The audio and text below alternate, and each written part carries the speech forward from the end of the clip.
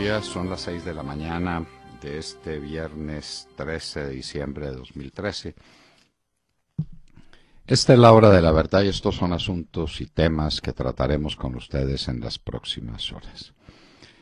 Les dijimos buenos días y no son muy buenos días para este país, es la verdad. En Bogotá sigue el sainete, el responsable del orden público, que es el alcalde, incitando todos los días al desorden público. Se presentarán miles de tutelas, que bueno, esa es otra de las trampas que él ha aprendido a hacer. Así se defendió de la revocatoria que el pueblo bogotano le quería decretar por ineficiente, por incapaz, por inepto, por mal administrador, y no porque sea de izquierda o de derecha o de centro. A los bogotanos lo que les interesa es su realidad, y su realidad es dramática. No hay vías, no hay escuelas, no hay hospitales, no hay construcción, no hay empleo. Esta es una ciudad hondamente quebrantada, y el Procurador General de la Nación simplemente ha cumplido su deber. Tiene unas atribuciones que se convierten en obligaciones para los servidores públicos, las ejerce, y miren el escándalo. Hoy hay marcha convocada por Petro para respaldarlo. Obviamente marcharán todos los servidores públicos, para eso los pone a marchar, para eso les pagamos todos los ciudadanos y los habitantes de esta ciudad. Otras noticias deplorables, esta que les voy a dar es muy dolorosa, muy triste.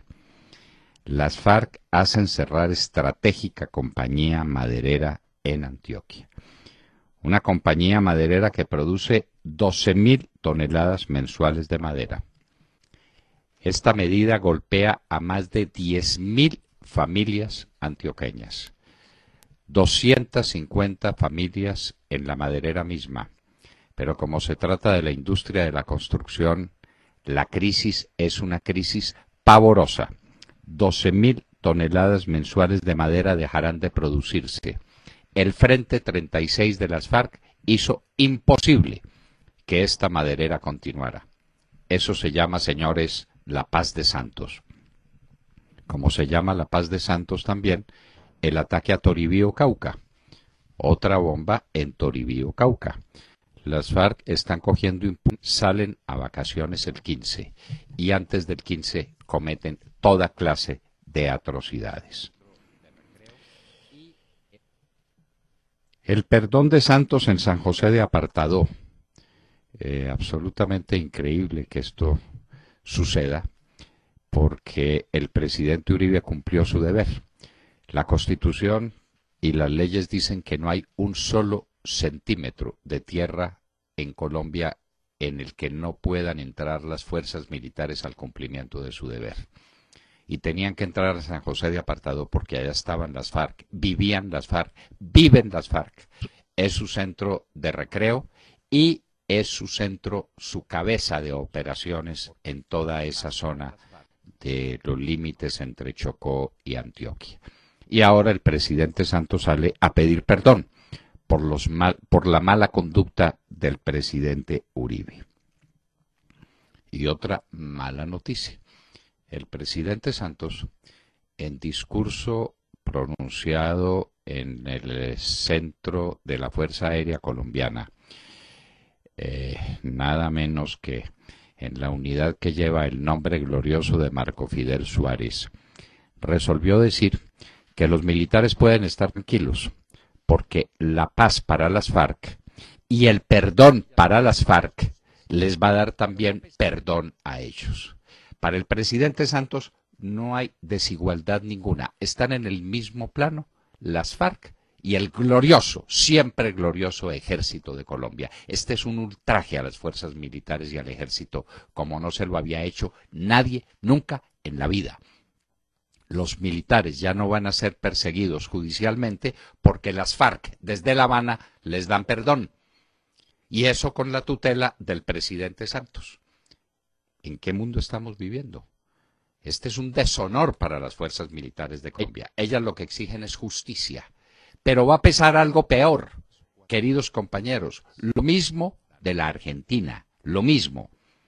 les dan perdón a las fuerzas militares, las equiparan con las FARC, las humillan y después vienen los tribunales internacionales y dicen que para los militares no puede haber amnistía ni indulto y los vuelven a meter a la cárcel a todos.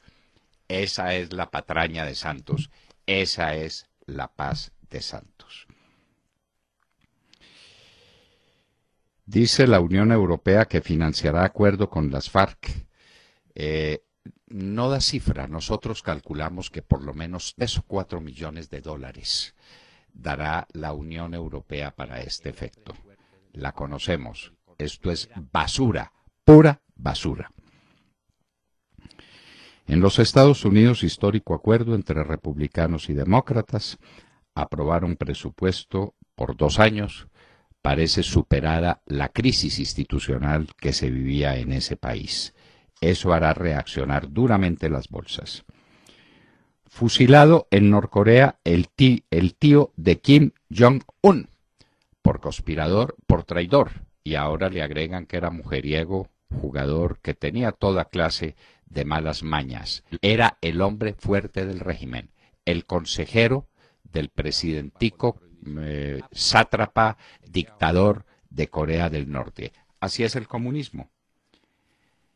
El Grupo Aval de compras en Guatemala y Panamá, una capitalización por 2.4 billones de pesos de emisión, una emisión de acciones por ese valor para atender esos compromisos. Histórica penetración de la banca colombiana en los mercados de Centroamérica. México olvida a Lázaro Cárdenas. Desde 1938 México vivía bajo la prohibición absoluta de que hubiese inversión extranjera en el petróleo y en proyectos energéticos. Ayer el Congreso mexicano, en medio de una trifulca que desencadenó la minoritaria oposición, el PRD, con patadas, con puños, con puertas tiradas, el Congreso por inmensa mayoría aprobó lo que tenía que ser. Un país que está viendo agotadas sus reservas, que no tiene capacidad de desarrollo, invita a la inversión extranjera para venir a uno de los países más promisorios del mundo en esta materia. Arabia Saudita y los vecinos del Golfo Pérsico crean un comando militar conjunto. Sigue la tensión en Ucrania contra el presidente Yanukovych. Recordemos, Yanukovych quiere aliarse con Rusia y Rusia ha sido el enemigo, el verdugo, el victimario permanente de Ucrania. Las purgas estalinianas no las podrán olvidar los ucranianos jamás. Los condenaron a muerte y por el hambre mataron a millones de ucranianos. Y ahora Yanukovych quiere la alianza con Rusia en lugar de la alianza con la Unión Europea, a donde normalmente pertenece Ucrania. Y la crisis de Obama. Para el 56% de los norteamericanos la palabra honesto no lo describe. Queda dicho todo. Y sus índices de popularidad están por debajo del 45%. De todas estas cosas y de mucho más hablaremos con ustedes en las próximas horas, en la hora de la verdad. Muy buenos días a todos. Bueno, hablemos ahora, esto no es muy grato porque tras la destitución e inhabilidad de la Procuraduría al alcalde de Bogotá, Gustavo Petro, la ciudad es víctima del desorden y las marchas por culpa precisamente de quien se supone que debe velar por su tranquilidad, que es el propio alcalde. Es un poco contradictorio, pero así es. La lista de manifestaciones es bastante larga y preocupante. Les voy a dar algunos nombres. Novenas para la paz y la democracia, Primavera Humana, eso está en la red, Cerolazo por la democracia, la Semana de la Indignación Juvenil por la Paz y la Democracia, y hoy es la Toma Nacional de Bogotá, que como su mismo nombre indica, pretende tomarse literalmente pues una ciudad que está aturdida por el caos vehicular, que es el pan de cada día, y las fiestas navideñas que ya están encima. Hoy habrá 7 sindicatos apoyándolo, la CUT, la CGT, la CTC, la USO, Sintrateléfonos y los sindicatos de Acueducto y Salud. Estará también presente el Partido Comunista, la Unión Patriótica, Dignidades Campesinas, el Movimiento de Víctimas del Estado y la Alianza del Partido Verde y Progresistas, aunque pues no estará el Polo Democrático, no hará parte el Polo Democrático de esta marcha. En definitiva, marchas en plenas épocas navideñas por cuenta del alcalde, que insisto, se supone que debería velar por la tranquilidad y el orden y al que no le importa el bienestar de sus ciudadanos sino su propia causa.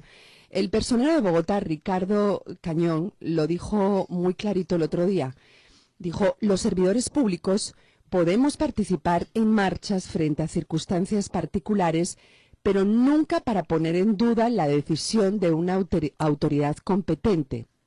Petro sigue siendo el alcalde de Bogotá y si un superior invita a una marcha, pues la autonomía del subalterno es muy relativa, no existe. Bogotá tiene más de 50.000 servidores públicos y contratistas. El personero también dijo que hay que revisar el manejo que está haciendo Canal Capital en todo este show. Si el presidente Juan Manuel Santos tiene temor de que la situación de orden público se le salga de las manos, pregunto a las autoridades distritales, este es el miedo del presidente Juan Manuel Santos, ¿por qué no hace algo? ¿No es el orden público una potestad del presidente de la República? Una potestad, no, una obligación. Su Entonces, obligación fundamental es el mantenimiento del orden y así se quedarán para siempre. Y ahora, empujadas por el presidente Santos, son las consejeras del gobierno y las dueñas del poder. Santos le entregó el país a las FARC.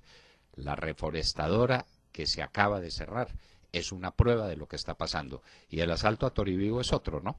Ataque a Toribío, otra vez bombas, otra vez destrucción en otro pueblo del Cauca.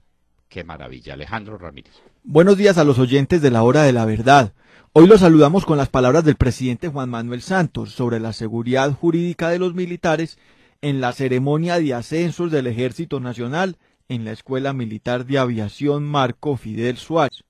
El presidente les aseguró a los militares que busca su tranquilidad mediante el concepto de justicia transicional y afirmó que las garantías para los militares se están aprobando en el Congreso, por ejemplo, en el Marco Jurídico para la Paz, donde se introduce a la Constitución este concepto.